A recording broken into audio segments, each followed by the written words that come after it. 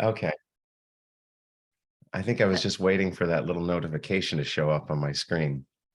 So it's just started. Yeah.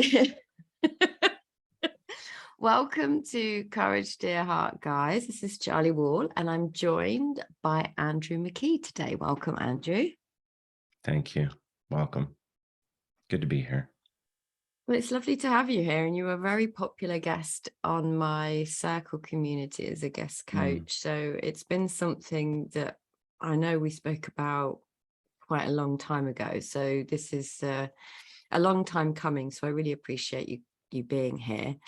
The first question that I always ask everybody, because my podcast is called Courage Dear Heart, is what does courage mean for you?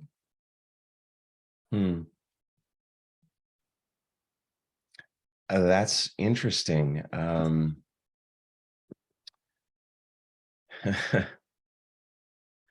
I have an interesting take on courage. And I think initially people are resistant to my take on courage. I think there are a lot of things that are super valuable to us in this physical experience that we're all having. And I think that courage is something that is necessary in the presence of fear. Without fear, I don't think that courage serves a huge purpose. So courage seems to be what we come up with to cope with, deal with, get past, function in the face of fear. And because we do tend in this physical experience to live with a lot of fear, then from a psychological perspective, courage is super, super valuable. When we fall out of our thinking and are living from a place of pure peace, love, and understanding,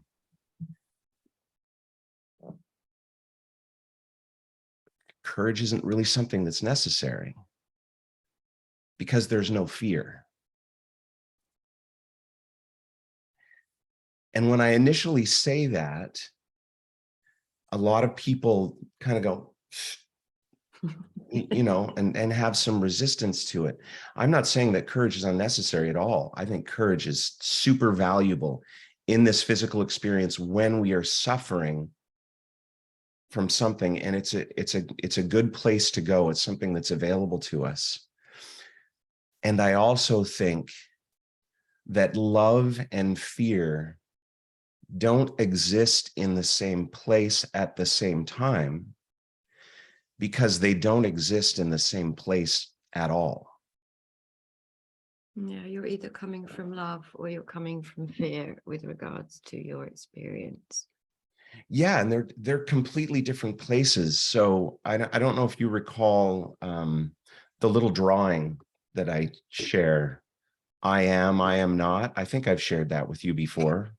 You have, but feel free to share it with my community, because I don't think they would have seen it. Have you got a drawing board? I just happen to have a drawing board. Have I got a drawing board? Yes, I do. And I also have it on my Instagram page. Okay, well, we'll link to your Instagram page. Obviously, this is a podcast. For those that are listening, I will link to the YouTube version of this and Andrew's Instagram page, so you can see this masterpiece he is about to draw. It's so simple, and it's just at Andrew Mckee Coach. So if anyone wants to look it up right now, it's going to look a little bit better on there than it does here.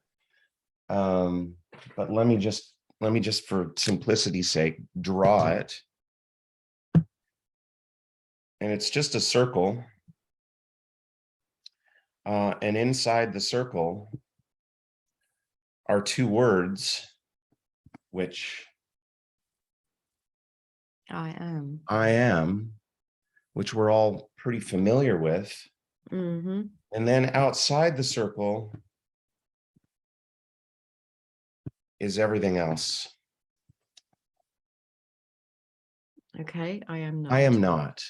Mm-hmm. And this is the spiritual truth of who we are inside the circle. So the outside of it is where this thing we call identity, ego, whatever. And that's who we think we are. So in this experience that we're living, we think we are our thinking. Mm. We think we are our identity. And so out here is where fear lives. Mm-hmm. Yeah. And in here is where love lives. And so you can see from the picture that they're not the same place. Mm-hmm.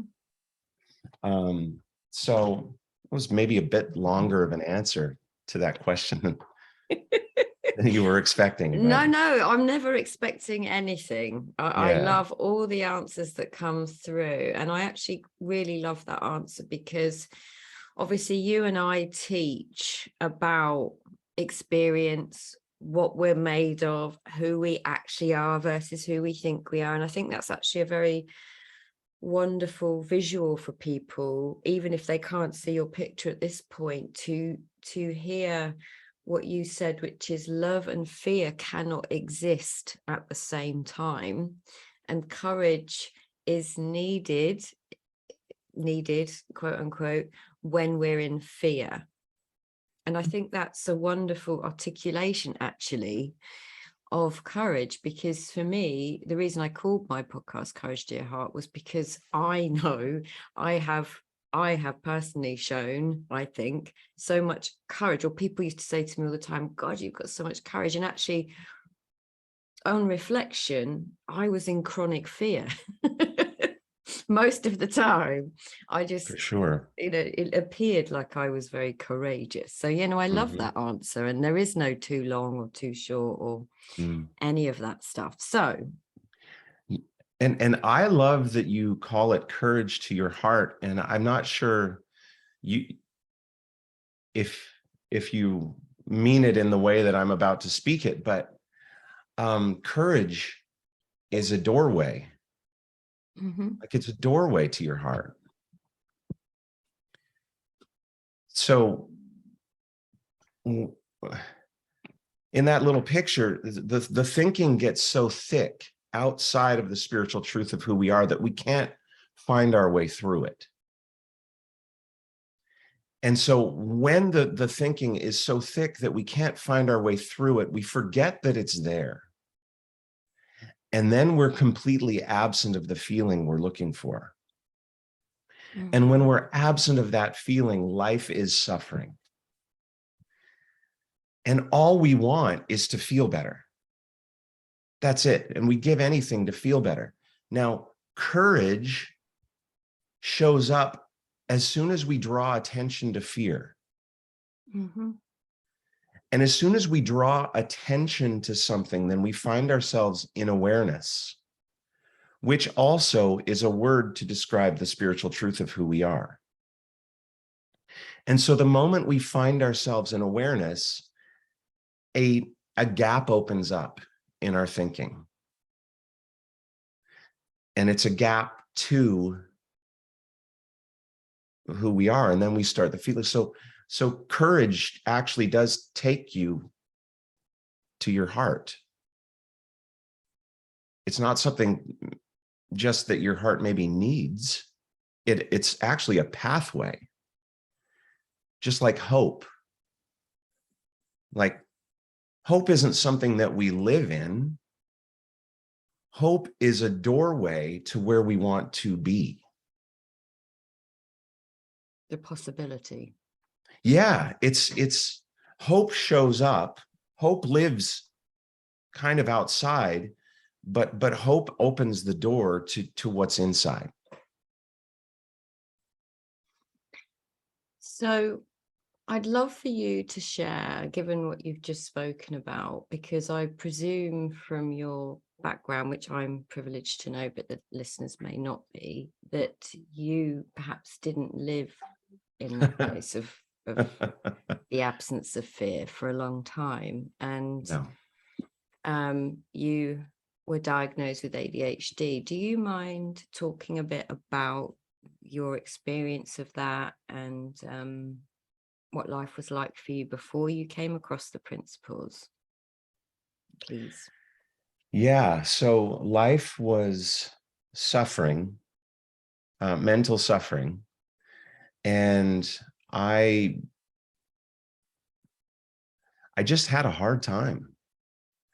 And I was diagnosed really late in life with ADHD, but I think in our messaging back and forth prior to today, I said I really should pull out my old report cards to give you a glimpse into what my experience of life was like, because quite often I think we remember things differently than it really was. Um, but my memory is actually fairly good. And I remember school being really difficult. And I have this big book of treasures that it's a thing that they do in Canada. When you start school, they give you this thing. And then for the 12 years of school, you put all your special things in there, including your report cards. So I had those out last week and I was looking through them with my wife. And it was fascinating and validating, actually, to read the comments of all of my teachers, because they all said the same thing. Andrew is bright, but very disruptive, won't stop talking. Sometimes Andrew doesn't even know he's talking. And I really couldn't complete assignments, couldn't focus on anything. And because of that, I missed out on basically everything that my classmates got to do. I had to spend a lot of recesses inside trying to catch up. I had to miss field trips, school trips, all sorts of things like that. And no one knew what was wrong with me. They just said, you got to try harder. You've got to work harder. You need to buckle down and just get your work done. Well, I could not. I just couldn't. And I would sit, and my wife is really confused by that as well. She's like, well, why didn't you just do it? And I said, well, you've lived with me long enough to know why I couldn't just do it, because you've seen me with projects for the first 18 years of our marriage that I could not do.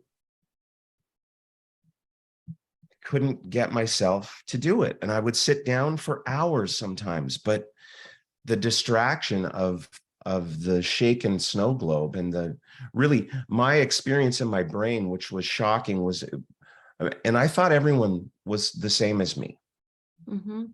Only they knew how to deal. I thought we were just all the same. And some people had it figured out and I didn't. So I would have this kaleidoscope going on in my head all the time with flashes and things shooting around. I think I have a fairly severe case of ADHD. And when I was doing a program with Dr. Bill Pettit, who's a great, if anyone on your podcast or your live stream doesn't know who he is, they really ought to look him up. And he talks about the one mental illness. And the one mental illness from which all other illnesses stem is chronic mental stress. Yeah. Well, at its root, all ADHD is an overactive brain. It's just a brain that runs at a speed that is difficult to rein in. And a lot of things come along with that. The first of which is overwhelm. Everything feels overwhelming because you can't focus long enough to complete anything. And then, of course, the ADHD brain tends to have some gifts that could serve it well if it just recognized that they were gifts. One of those gifts is a good memory, a powerful memory. And so it does a really good job of finding evidence to support beliefs about itself. So I felt like I was a failure, and I had just massive amounts of evidence nonstop piling up every day to support that. Mm. And this went on for 48 years. And it started really early in life. I think my earliest memory of it is, I think I've shared this story with you before, I'm not sure, but when I was in kindergarten, again, just my earliest memory of what overwhelm did to me. We had been given some sort of simple assignment that I couldn't accomplish. And I didn't do it, and I was terrified to go to school. But I was more terrified to tell my parents that I hadn't done my school assignment. So I did go to school. And then I did what my brain told me to do to protect myself from feeling bad by letting my teacher down. I got to school and I hid in the coat room for 3.5 hours as a 5-year-old. And I used to, when I would share that story, I used to get pretty emotional about it. And I would see myself as this little 5-year-old and think, why didn't somebody see what was going on? This shouldn't have happened. Mm.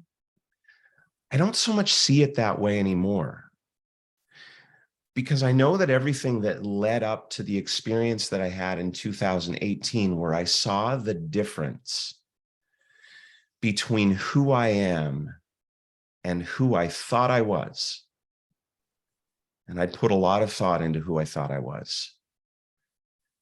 But the day I discovered the difference between those two, all of a sudden my experience of life, which up to that point had just been pretty constant suffering with experiences very similar to that of my 5-year-old self, it ended. Not permanently. I still have difficulty. But instead of having a constant experience of mental suffering, I now have momentary experiences of mental suffering. Did that give you a look into?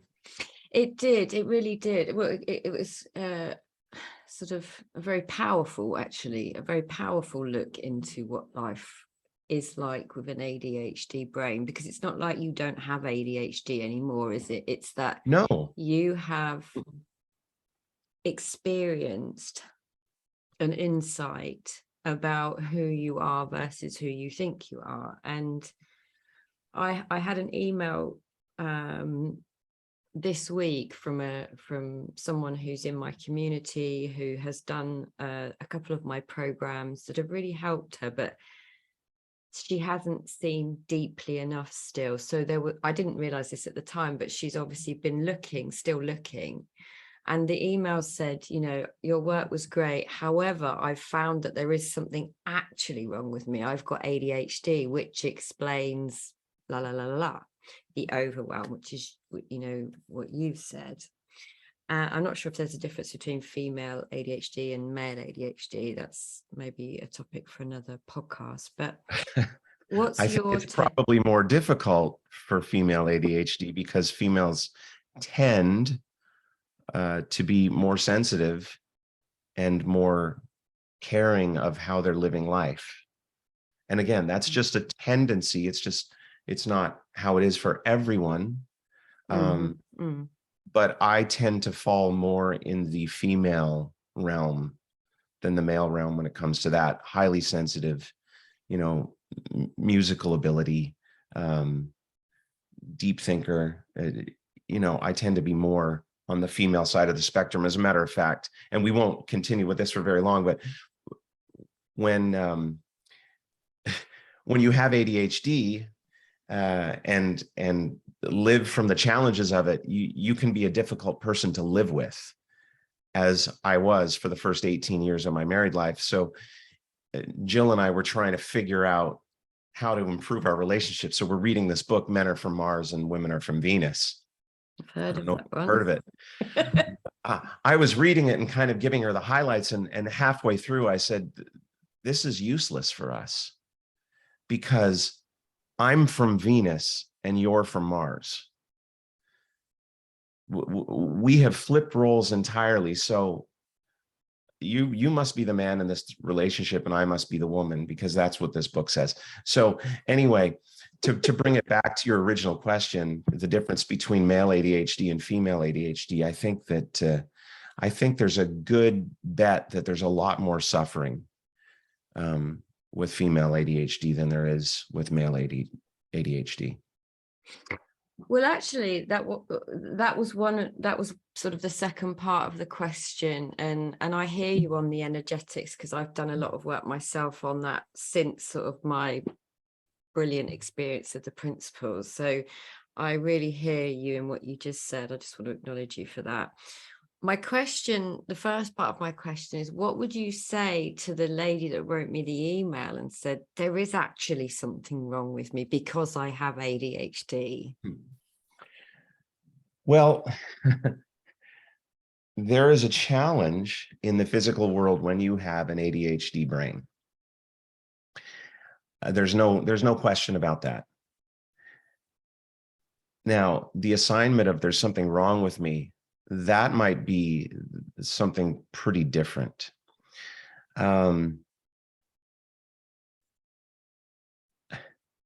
I certainly thought that there was something wrong with me for 48 years of my life. And it would be understandable to think that. But one of the beautiful things about finally getting a diagnosis was that, oh, now I see with clarity what in my physical experience is creating challenge. And I didn't have to continue thinking about it that way. Now, I got my diagnosis before I had the experience. So that's what I was going to ask you. Was it before or after coming across? Yeah, Dr. it was well before. And it was also before I really knew anything about the principles. Mm-hmm. So then I got introduced to the principles, and for the year following that, the principles helped me a little bit because I was using them as a psychological tool. Mm. So the principles to me were living outside of I am. They were living in my psychology. Mm. I was able to say to myself things like, well, it's just thought. And that would at least help me to be a little functional. But it didn't create transformation. It didn't change. I continue to believe that there was something, physically wrong with me that I was going to have to deal with for the rest of my life. And that was just how it was. And the principles would help me to see it a little bit better, but shoot, I kind of wish I didn't have this. Yeah, well, my experience is very similar, except I had a diagnosis of PTSD. Yeah, and PTSD and ADHD, not much different, really, right? PTSD is an overactive brain in certain situations. And then the physical response that your body creates to try to deal with that. And there's nothing that our bodies do that our brain isn't telling them to do. Mm. So, with ADHD, your brain is just telling you to do a lot more things more frequently. And it can feel rough. Now, there's nothing wrong. There's nothing wrong. And I know it's hard to believe that. And when you're trying to see that from a psychological perspective, it's going to be difficult. Because the key to seeing and feeling the truth of who you are comes from having a still mind, a quiet brain. I love the recording of Sid Banks talking about the Great Illusion. It's from the Long Beach lectures on his website. And the Great Illusion is the first 33 minutes of the Long Beach lectures. And he says, everyone in the world is looking for a tranquil mind. That's what everyone's looking for. And with ADHD, it's difficult to find a tranquil mind because there doesn't feel like there's space for it to get quiet. Now, in the olden days, prior to technology, I think there was a rate of ADHD that typically occurred among the population somewhere in the neighborhood of 5 to 10% of the population may have qualified as ADHD. Mm-hmm. Now that number is rising rapidly. Do you have more and more people around you talking about ADHD? Yeah. Well, why do you suppose that is? My personal thoughts on that are a more stressful world that we're living in, more chemicals, not as good food, not as much nature, but just huge stress. Yeah, I would say that all of that plays into it. And I think that probably the number one thing that's creating it is the amount of input. Mm. Yeah. Because pre-technology, we didn't have input all day, every day. And people cannot separate themselves from their phones now. And they're scrolling Instagram and they're doing this and that. And one of the dangers with having access to so much help, to so many possible solutions for the challenges we're having, is that the more solutions we bring into our heads, the more our heads are thinking. And I think we'd be much better served to quiet down, find one thing, and leave the rest alone. Yeah, I completely agree. And of course, that is the problem with the internet, is everyone is an expert. And because of the input, people's attention span has lessened. So they're just literally scrolling and never finding any peace. Yeah. So for you had your diagnosis. Obviously, there was the technological world that we currently find ourselves in, because you said it was 2018 when you came across Dr. Bill. So how? Yeah, 2000. Yeah, it was 2018 when I came across Bill. That's right. Yeah. I was confusing that when I came across the Principles, which was 14 months earlier. Oh, okay. Okay, sorry. So actually, 14 months earlier, you'd come across the Principles, but hadn't seen anything. You'd felt some truth? I was in LaConner, Washington with Steve Chandler. So Steve Chandler and I went up to visit, and if your listeners don't know who he is, they ought to look into that too. He's a brilliant, brilliant man, and so filled with service. And so he'd invited me up to spend the weekend with George and Linda Pransky, who were running Principles Retreat in LaConner, Washington. So I went up. There were about 50 people there live. And that was the first experience I'd ever had with the Principles. That was in February of 2017. And I listened to them talk about stuff and had no idea what they were talking about. They seemed horribly disorganized. Nothing made any sense. And, but by the time Saturday night rolled around, I noticed that I felt a little bit different. And then Sunday morning came and they said, well, here we are. It's our last session. Has anyone noticed anything that they'd like to share? And I put my hand up and said, yeah, I don't know how valuable this is to everyone, but I'll share something with you. I said, for 48 years, I've been an insomniac. Well, that's not true. I probably wasn't an insomniac for the first, 8, 10, 12 years of my life. But from the time I was a teenager until I was 48, I was. And I've just had a really difficult time sleeping. Well, last night at the hotel, I noticed I was tired. I went to bed and I fell asleep. That may not sound like a big deal to anyone in the room, but for me, that's a big deal. Yeah. That's a change in my experience to fall asleep like that, because I never do. Yeah. And I said, if that was the only thing that had happened, that would have been brilliant. But I woke up the next morning with energy, and then had another experience that I got to share. And I said, every morning I start my day like this. I get dressed, I put on my too tight pants because I refuse to buy size 40s. I'm wearing size 38s right now, and I refuse to buy size 40s because I'm just not going, I'm not going there. So every day when I put my pants on, I start into self-judgment. Andrew, how on earth have you let yourself come to this?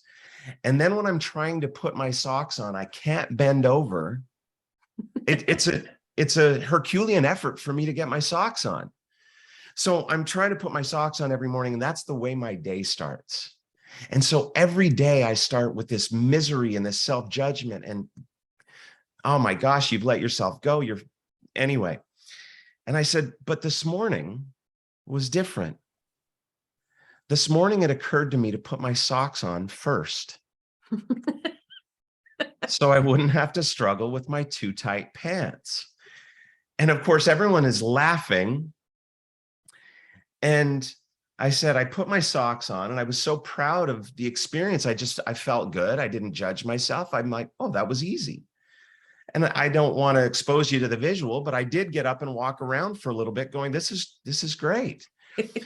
And then the next thing I did was, instead of selecting the pants that I had chosen to wear today so that no one here would know that I wore the same pants on multiple days, I had a new pair of pants, but they'd just come out of the washing machine. They were too tight.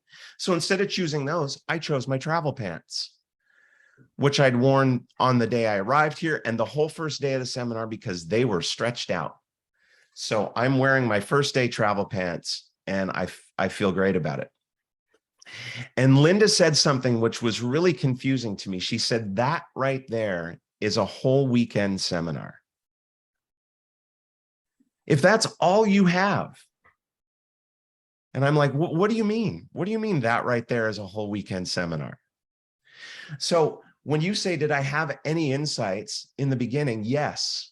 Yeah. I had a normally, but this time experience. It showed up with falling asleep and wearing stretched out pants. It didn't change my life. It didn't transform me because I didn't get it.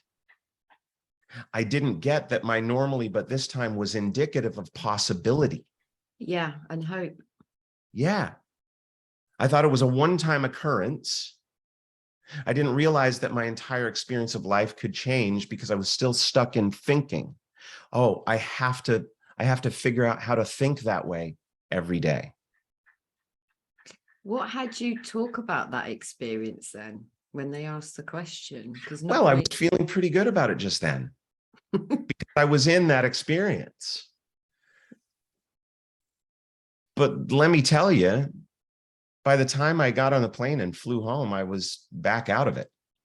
Right, right. And I was back into feeling broken and going, well, why did I feel good there? And why don't I feel good now? Okay. I didn't know. So I tried to use the psychological tools that I had picked up. And one of them that they just kept saying was, it's only thought.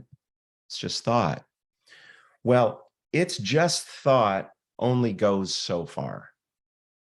And sometimes it can be really, really annoying and annoying. Yeah. Yeah. And I don't live in the world of it's just thought anymore. I now recognize thought for what it is. It's not just thought. Sometimes it's really powerful. Sometimes it's very meaningful. Sometimes it's incredibly difficult. Sometimes it's at the source, it's the source of great suffering. So I never dismiss it. I notice it. And I notice that I am not that. Okay, I want to hold you at that point, because many of my listeners because this live streams into my my free Facebook group haven't come across the principles. They might have heard me, they might have listened to me, but I don't necessarily talk about, put them in a box or anything. So you have mentioned thought and you are not that. For anyone who's like, what are the principles? Is this my new thing that I've got to learn to get happy? Could you explain in your own wonderful way what you mean by, and I know you did at the beginning, but just in case anyone missed that. Well, when I first talk to people, I ask them if they can be on board with the idea that we're spiritual beings having a physical experience. Can you be on board with that? And if you can, then the opportunity for transformation is really, really great. And if you can't, then the opportunity for transformation is really, really good. It's not like you can't be transformed without that understanding or without that belief. But if we can notice that we are spiritual beings having a physical experience, then the physical experience is not the eternal truth of who we are. It's a temporary physical experience. That's what it is. And inside us is this spiritual presence. As a matter of fact, it is presence. The very word presence doesn't mean to live in the moment. It means to not be living from physical thinking. Which is often past-based or future-based or stories or blah, blah, blah. Yeah, presence is not an expression of time. And we, in our desire to understand, have changed the languaging that came from mystics and gurus throughout the ages, where they would speak about presence. And we've changed the language to have it fit and work for us now. And so we talk about living in the now or living in the moment. And that, because of the languaging of it, turns it into an expression of time. It's not. It's an expression of spirit. Presence is the spiritual truth of who we are. And when we fall out of thinking, we fall into presence. And time is meaningless. My God, that just gave me goosebumps, young Andrew. I'm going to just put the time down. Quick, put the time down. That was very, very powerful for me. What was powerful about it? Just the fact that, yeah, most people are living in the concept of time, worried about time, and what you've just said, with Eckhart Tolle, the power of now, and just be here now, and in this moment. People have, that they've associated that presence and tried to put a construct around time, and people are stuck anyway in the future, the past, like, what am I going to do when? And so of course it will feel, to be here now is like, right, well, it's 2:40 now. It what you've just said for me is exactly what I needed to hear in that moment, and I hope other people needed to hear it. But for me, what you just said was powerful in that, yeah, this isn't about time. This is about your spirit having an experience. And that, of course, is temporary. Yeah, it's very temporary, and it's where need lives. So need lives in our spiritual experience. It doesn't exist in our, I said that wrong. Need lives in our physical experience. I was going to say, need? I'm so glad I caught that, because the spiritual truth of who we are is incapable of need. Yeah. It doesn't need anything. We don't need anything. We don't need anything to be different. And one of the challenges with having so much at our fingertips as far as advice goes or whatnot is that we attack our problems through psychology. Mm. And I refer to psychology or the science of psychology as the science of trying to feel better. It's the science of trying to feel better. Mm. It doesn't actually make you feel better. It just has you trying. And that's why nothing lasts. That's why people start therapy and they do therapy for the rest of their lives. Because it's using psychological tools to try to shift psychological experience. And it's all just kind of a manipulation of things. But underneath it is the spiritual truth of who you are, which doesn't need. And when you fall out of your psychology and into spirit, then you see things how they are. And then you look at your experience and you go, oh, of course. Of course. I felt overwhelmed today. Of course I did. I think that all these things should be different, and I have a lot of mental energy going towards it, which creates overwhelm. Of course it does. Do I need it? No. And as soon as you fall into presence, you can't help but feel the feeling that is presence, that is you. Mm. And it's the feeling that everyone in the world is looking for. And what do? We look outside. It's quite natural. And I'm quoting right now from Sid Banks in The Great Illusion. Quite natural. We go up the Himalayas and search for truth. I went to India to search for truth. We go to India and search for truth. No matter where you are, you take it with you. Yeah. And that's why it's so important to remember that we are spiritual beings having a physical experience. And I have a little tool that I use in my life because sometimes it's hard to remember what helps. Like we'll be in a period of difficulty and the difficulty will go on for a while. And then suddenly we're like, oh, I remember how I normally get out of this. So quite often we don't remember. And that becomes the question, how do I remember more quickly what works? Well, one of the things that I do and I practice with intention is that every time I walk through a doorway, I bring awareness to the fact that I'm a spiritual being walking through a doorway. And that draws me back into awareness, back into a connection with the spiritual truth of who I am. And then the moment I walk through that doorway, I feel better, regardless of what's going on in my physical experience. Mm.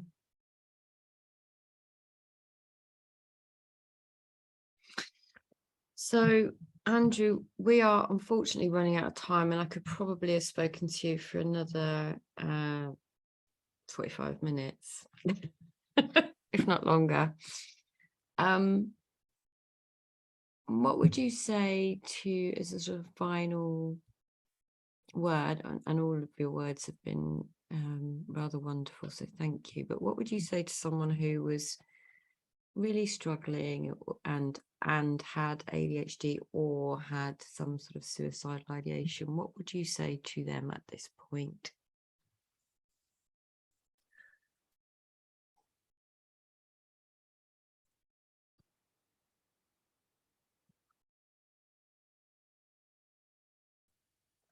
I would say find someone who knows who they are and have a conversation with them.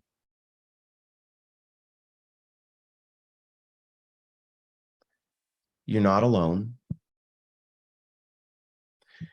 And, you know, when I first speak with people, I ask them, I draw a spectrum and say, this is the spectrum of feeling. And at one end is the worst you could feel, and at the other end is the best you could possibly feel. And so many of the people who are drawn to me because they're having experiences similar to the one that I had. Mm. And I lived most of my life on the spectrum, way over towards the worst I could feel. Yeah, me too. And when you live there, there are a couple of logical things for you to want. You want, number one, you want it to change, or you want it to end. Of course you do. It's not shocking. I wanted it to change. And when I became so hopeless that I had absolutely no hope or belief that it would ever change, of course I wanted it to end. Every day. It wasn't just once in a while, it was every day. I woke up thinking to myself, how can I do this again? Mm. I found myself serendipitously, luckily, whatever way you want to look at it. I found myself in a room first with Steve Chandler, then with George and Linda Pransky. And the one that makes me emotional is finding myself in a room with Bill Pettit and his wife, Linda.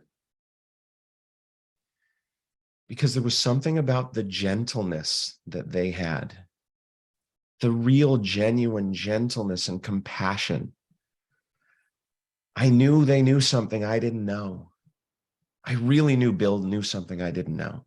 Mm. And so when you ask, what do? Find yourself in a room or on a Zoom call or in a conversation with someone who knows the difference between who they are and who they think they are. Because they can guide you to that knowing for yourself.